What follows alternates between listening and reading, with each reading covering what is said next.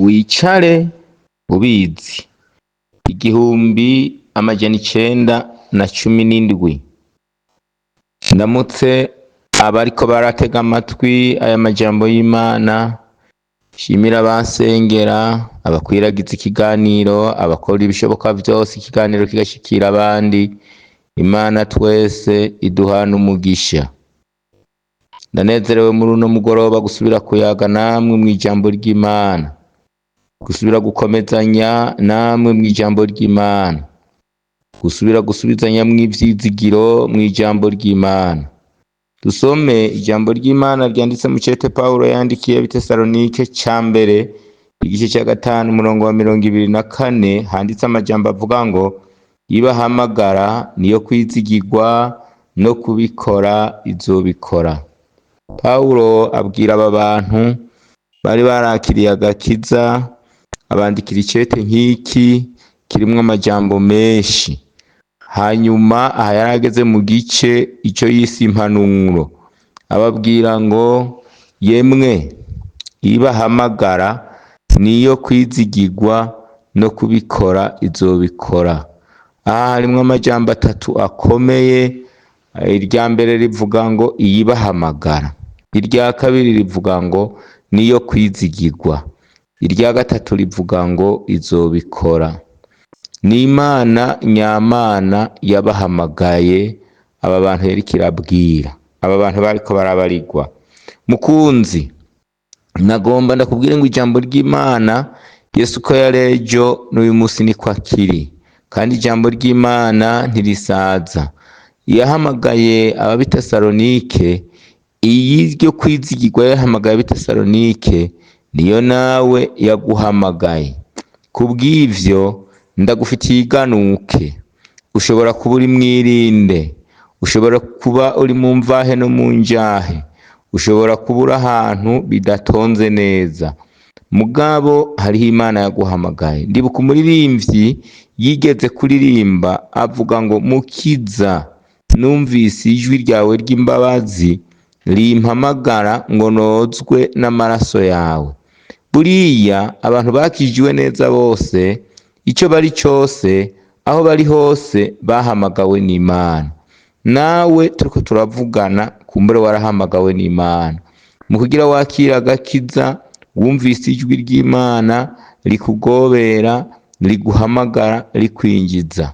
Ariko kandi hariho n'abandi bavuga ko bafise agakiza mugabo batahamagawe n'Imana. Nabo ni bande? N'abantu bazanywe no kurondera inyungu zabo zo mu buryo bw'umubiri, nyamba baje barondera amahera, nyamba baje barondera abagore, nyamba baje barondera abagabo, nyamba baje barondera ivyubahiro. Abo sibo ndiko ndabwira. Abo iganuke ndabafitiye muri rino joro rivuga ngo mwihane, kuko ubwami bwo mwijuru buri hafi.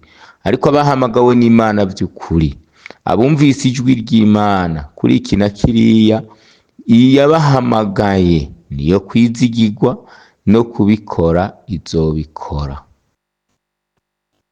Nagomba nkubwire ngo we wahamagawe n'Imana rema izogushikana mwijuru.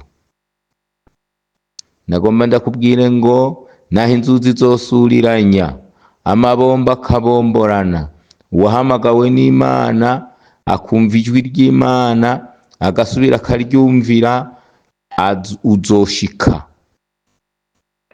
bigume canke vyorohe.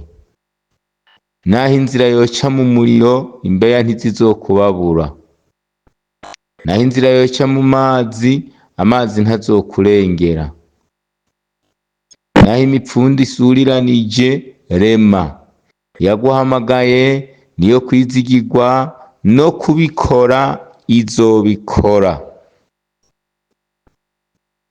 Umuririmbyi umwe numvise aririmba ngo iraduhetse ku mugongo, izoturenza ya misozi kiduhetse. Nagomba ndakwibutse abantu Imana yahamagaye ntiyabahenda. Aburahamu Imana yaramuhamagaye imubera umwizigirwa, ntiyamuhenda. Iramurengera, ikora ibirengeye ubwenge bwiwe, ikora ibirengeye inkomezi ziwe, ikora ibirengeye ivyiyumviro vyiwe ntiyamubesha. Na Isaka kwabaye uko, yabonye ari Imana yo kwizigirwa. Na Yakobo kwabaye uko, yabonye ari Imana yo kwizigirwa. Na Mose kwabaye uko, yabonye ari Imana yo kwizigirwa. Na Yosuwa kwabaye uko, yabonye ari Imana yo kwizigirwa. Igihe condengana mvuze ba Gideyoni, nkavuga ba Yehoshafati, nkavuga n'abandi bayizigiye, nayo ikabakorera ibitangaza. Nuvuga Pawulo nawe nyene Imana yaramuhamagaye imubwira ngo genda uvuga ubutumwa.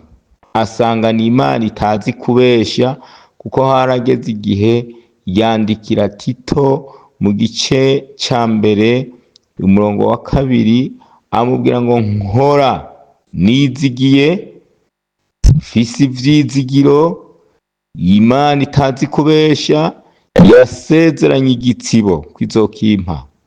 Nagomba ndababwire ngo Imana twizeye, abahamagawe n'Imana nibo ndiko ndabarira ndabisubiramwo, ariko abazanywe n'izindi nyungu nababwiye ko ndabafitiye ijambo rivuga ngo mwihane. Abahamagawe, abumvise ijwi ry'Imana, yabahamagaye niyo kwizigirwa. Iyabahamagaye niyo kwizigirwa. Mushobora kuba muri Australia, mushobora kuba muri Amerika, mushobora kuba muri Buraya, mushobora kuba muri Aziya, muri Afrika, ariko iyabahamagaye niyo kwizigirwa. Ndanezerewe ko ndakwibukije amajambo. Ubundi nanje ndazi ko yampamagaye ariyo kwizigirwa. Wowe urashobora kuba urwaye, nagomba ndakubwire ngo yaguhamagaye niyo kwizigirwa. Ndagutangarize kandi muri uno mugoroba uzopfa hageze. Naho abarozi bokorana uzopfa hageze. Ndakubwire ngo iyaguhamagaye ntisinzira. Ndakubwire ngo iyaguhamagaye niyo kwizigirwa, no kubikora izobikora. Hariho ivyo utegereje nk'amasezerano, hariho ivyo yakubwiye uri mu cyumba uri kurasenga uri wenyene, hariho ivyo yakubwiye uri mu ruhame uri mu bantu benshi, hariho ivyo yakubwiye uri kurasoma ijambo ry'Imana, warumvise ijwi wabifashe nka nkama, bimwe waravyanditse, ibindi wabonye bitona gutakarana ubishira ku gisate cy'umutima wawe. Nkubarire ngo iyaguhamagaye niyo kwizigirwa. Ndagusubiriramwo no kubikora izobikora. Urashobora kubona umengo biratevye. Ndakwibutse Yosefu ivy'Imana yaramusezeraniye kiri umwana, yagiye kubibona haciye imyaka myinshi. Yosefu ivy'Imana yaramusezeraniye kiri kwase, yagiye kubibona abanje guca mu rwobo rwimbiwe kubika amazi. Avayo Imana kuko ariyo kwizigirwa imugumiza kwinyonga, aja muri prison, aba umukozi kwa Potifari, ariko ivy'Imana yamubariye vyose yarabishikije. Dawidi yigeze kuririmba ngo nukuri ibyiza n'imbabazi bizonyomako imisi yo kubaho kwanje. Nagomba ndakubwire ngo yaguhamagaye niyo kwizigirwa, no kubikora izobikora, kuko inyonga z'Uhoraho zizokomako imisi yo kubaho kwawe. Kandi ndasubiyemwo ngo nureme, yaguhamagaye niyo kwizigirwa, no kubikora izobikora. Mana ndasengeye uyu muntu, urupfu rushanje amababa hejuru yiwe, ahari hari umwijima, ageze mu gitutu c'urupfu, ariko ijambo ryawe rivuga ngo mbere naho noca mu mwanga w'igitutu c'urupfu sinzogira ikibi ntinya, kuko uri kumwe nanje. Ndagushimiye Mana ko uyu muntu muzi, mumurikishiriza umuco uvuye mu nyonga zawe, umwibutse ko uri Imana yo kwizigirwa, ukora ivyo kwizigirwa imbere yiwe, umutwenze agize igihe adatwenga. Icubahiro kibe iwawe mu izina rya Yesu Kristo, amen. Naho ubutaha kandi munsengere. Ikindi, musome ijambo ry'Imana, mwumvirize ijambo ry'Imana. Turafise umurongo tuvugirako kuri YouTube, murashobora kwandika muti wicare ubizi, mukaca mubona ubutumwa bwiza buriko buraza. Imana nibahezagire.